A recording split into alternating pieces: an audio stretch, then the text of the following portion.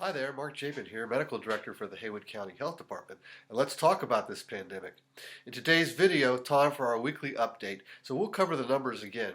But here's the message. As cases continue to decrease, Haywood County and much of western North Carolina are now down into the yellow range. And now all eyes are focused on Easter and spring break to keep it going. So please share this with someone you care about. In the United States, you can see that although the curve has slowed, it is still going down. Now you can see only 5 states now in the red, 8 in the yellow, including California and Wisconsin, 2 states with really high levels just a couple months ago. And now, for the first time in a long time, more states in the yellow than in the red. Our neighbor states, all now in the orange. But note that the red areas in South Carolina and Tennessee are right on our border.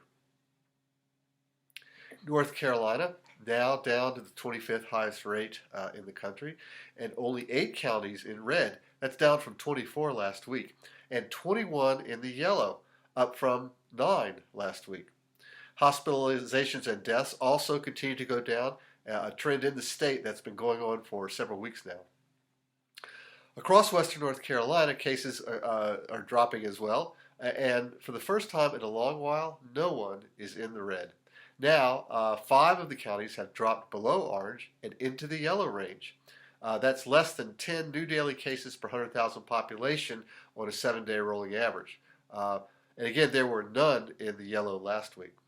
And note too, Macon and Jackson right at the threshold, just a smidge above 10. And also note the significant drop in Buncombe County cases over this past week. Test positivity, North Carolina just a tad higher this week at 5.4. Remember, 5% is the important threshold, and everyone in western North Carolina now under that threshold. Especially note Macon County, which was well above 10 as recently as just a couple weeks ago. And also note Buncombe and Transylvania now under 3% test positivity rates. Haywood County, total for the pandemic, now at 3,930 cases. The curve, as you can see, getting quite flat compared with the curve that would represent exponential spread.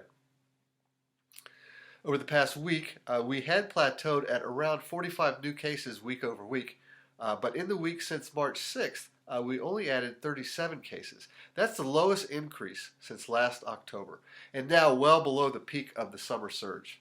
And the question is, will that continue? Officially now, there are 93 deaths listed for Haywood County. We are waiting at least 7 more to be confirmed. But also note that there have only been 7 so far in February, and that's lower than what we had been seeing beforehand. Haywood Regional had gotten down to 1 COVID-related admission this week. They are at 4 to 5 this weekend. So, let this be a cautionary tale. Although things do certainly look so much better, cases, hospitalizations, and deaths are still going on. Our fellow citizens are still getting infected and suffering. So the takeaway from this week is cases continue to decrease. We are getting down to the kind of baseline we need to get down to, and that's really good news. And I don't think vaccinations have really kicked in quite yet. My buddy here wants to encourage you. Cases are increasing again in Europe. Restrictions are being relaxed here. Let's learn from where we have been. Let's not let Easter and spring break the trend. Be careful around family gatherings. Don't let your guard down over spring break. Do your part so that vaccines can be their most effective. And right now that means fewer infections. The fewer the infections, the less the virus replicates. The less it replicates, the less chance for mutations. And the more likely these vaccines can be and remain as effective as they can be. So with community immunity so close, who wants themselves or those close to them to become a statistic now? So be well and be careful, especially right now. Don't you think? Yeah.